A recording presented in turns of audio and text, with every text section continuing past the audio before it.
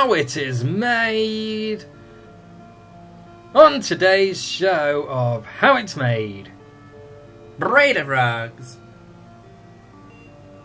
How it's made. Hello. The braided rugs live near the greenhouse, as you can see here.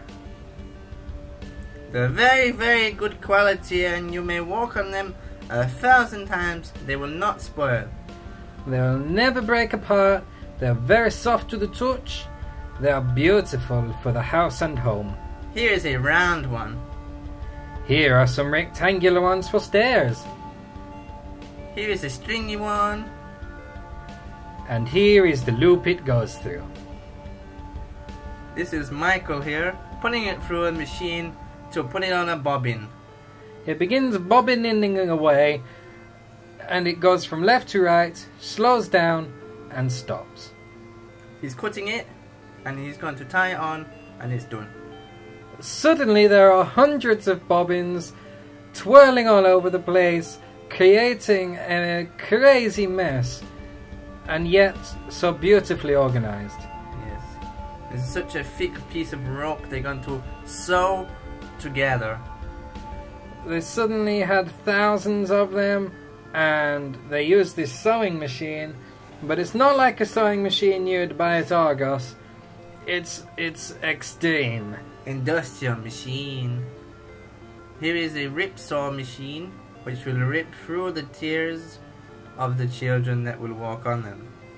So they've already ruined the rug with the saw, and so they're going to bandage it up using this bandage here. And more sewing machine is taking place on this beige rug. This sewing machine is called Dukey. They named it after the Duke of Wellington. Now, as you can see, it's pretty huge. It's very, very big. And that's because all the rugs are huge, and then the first time they put them in the washing machine, they go down to normal rug size.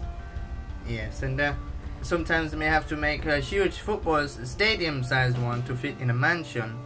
Yes, and sometimes for a football stadium, they make large green ones. The players don't know the difference. Yes. Here is Simone here, sewing together a series of materials for no particular reason. Now they pay Simone to do this because many years ago they decided she was better at nothing else. And here we got rolls of material. It twirls and it twirls, feeding into yet another machine, and out comes this magnificent slug of a rug. And that is beautiful in its essence, and it goes into this cotton white bag. They're feeding cream into it. The cream makes it beautifully smooth and delicious. Now, I'm not quite sure what's happening here, but it's very, very nice to look at. Yes, I could watch this all day, and I think I just might. Yeah, and you can see the colours are changing a little bit, because it's going to be different coloured rug.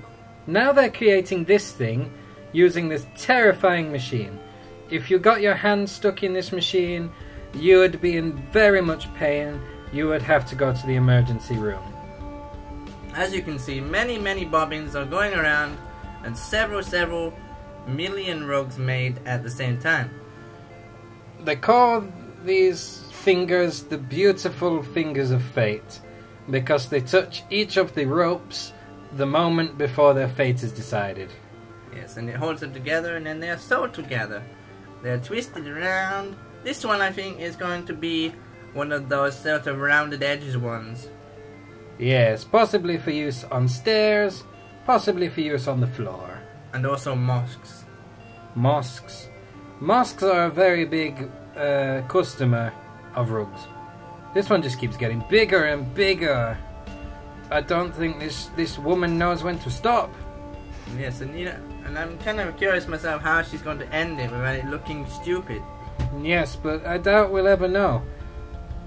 So they're dragging the rug away. No, they're still making it. I take it back. It's so huge, Brian and Chris here have to hold it. Chris has been drafted in from the army to help out. He was a sergeant, but now he has been promoted to rug duty. Now they're circling what it is: red, rug, brown. They use a pen to mark the label, and the pen is stunning. Now here you see many shapes, and it's done.